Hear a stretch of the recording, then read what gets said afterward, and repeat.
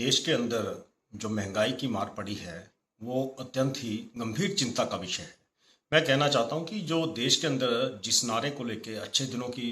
बात करके अमृतकाल स्वर्णिम भारत की बात करने वाली भारतीय जनता पार्टी और केंद्र सरकार जिस तरह से चीनी के दामों पे 1.5 गुना से ज़्यादा की बढ़ोतरी की है, तो चीनी एक ऐसा पदार्थ है, ऐसा खाद्यान्न है जो हर घर में, हर दुकान में हर व्यावसायिक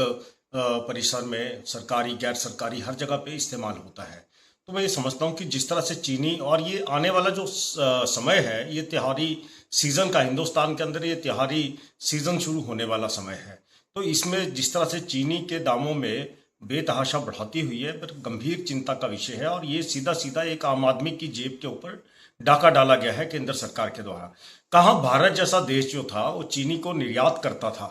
और आज हालात दूसरे डिफिकल्ट हो गए हैं कि आज चीनी हमारे को आयात करनी पड़ रही है। और मैं तो यहाँ भी तक कहूँगा कि जो हमारे चौकीदार हैं वो क्या गहन निद्रा के अंदर हैं। ये जिस तरह से रुपए का अवमूल्यन हुआ है, डिवेल्यूएशन मूल्य हुआ है, अगर आप चीनी को आयात करते हैं तो उसके ऊपर करीब करीब आपको 1.5 गुना कॉस्ट जो है वो अदा करनी पड़ती है। आज जो सांख्यिकी विभाग है केंद्र सरकार का, उसके आंकड़े भी देखे जाएं तो करीब करीब 9 करोड़ के आसपास का जो बेरोजगार है, रजिस्टर्ड जिसको पंजीकृत बेरोजगार कहते हैं, वो देश के अंदर जो है वो रोजगार के लिए तड़प रहा है। तो ये जो भयावह परिस्थितियां इस देश के अंदर, इस देश की आर्थिकी को लेके, यहाँ की जो सामाजिक व्यवस्था है उसको जो तहस नहस करने की कोशिश की जा रही है, तो मैं कहता हूँ कि ये सारी के सारी जो चीज़ें हैं ये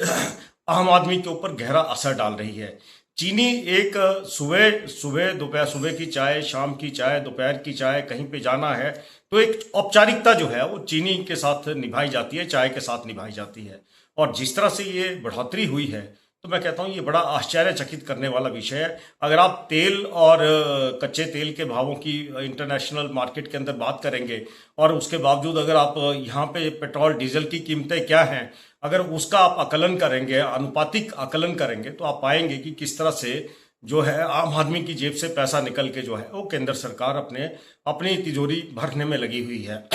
और यहाँ पे आम आदमी जो है वो त्रस्त हो रहा है। ये बड़े बड़े नारे देके और बड़े बड़े स्लोगन देके सत्ता में आए थे, लेकिन वो जो सारे के सारे नारे जो हैं विफल हुए हैं, सारे के सारे नारे धराशायी हुए हैं। और आज जो है आने वाले समय के अंदर भारतीय जनता पार्टी को और केंद्र की सरकार को इसके बारे में सोचना पड़ेगा और आम आदमी को भी सोचना चाहिए कि किस तरह से और क्या सेंटिमेंट लेके आपने जो था इनको मैंडेट दिया था, इनको वोट दिए थे, किस तरह से आपने इनको गवर्नेंस सौंपी थी। और जिस तरह से आज जो है